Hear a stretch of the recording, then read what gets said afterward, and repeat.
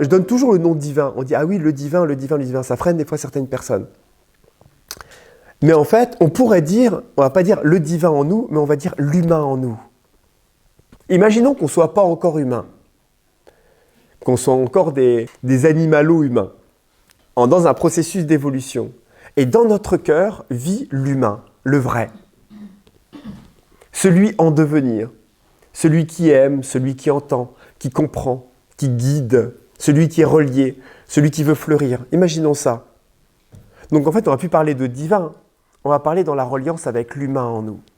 Et c'est vrai quelque part, parce qu'on se rend compte que quand on commence à écouter cette voix, quand on devient de plus en plus à l'écoute de cette partie-là, quand on accepte de manifester de plus en plus les qualités de ce qui a l'air de rayonner dans notre cœur, eh ben on devient de plus en plus humain, tout simplement.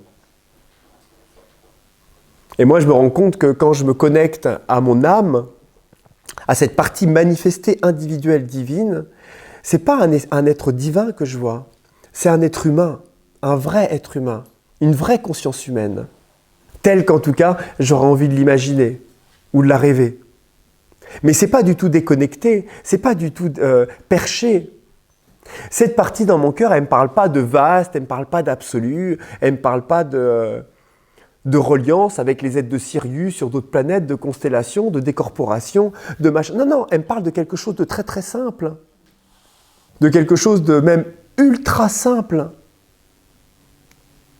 Tellement simple que ça en est déstabilisant. Quelque chose qui concerne toujours le présent, une posture simple, une approche simple, une reliance, un abandon à ce qui est, une sincérité, une clarté, une honnêteté envers moi-même.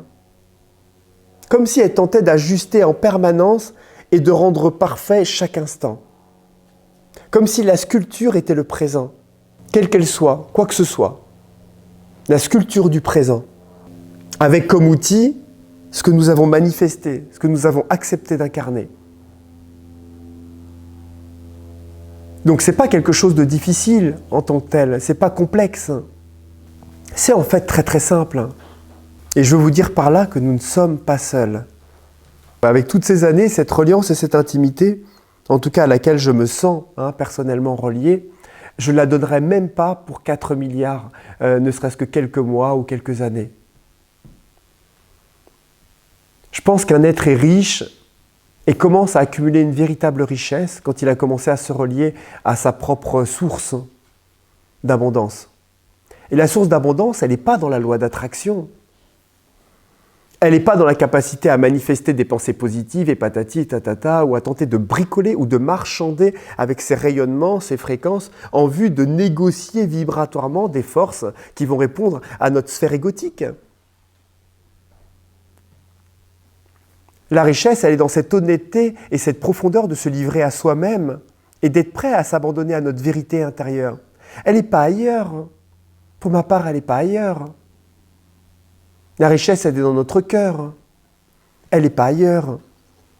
Si le divin ensuite accepte et l'univers par rapport à ce qu'on a à vivre transforme cette abondance et cette richesse du cœur en une abondance financière, etc., bon, bah c'est OK.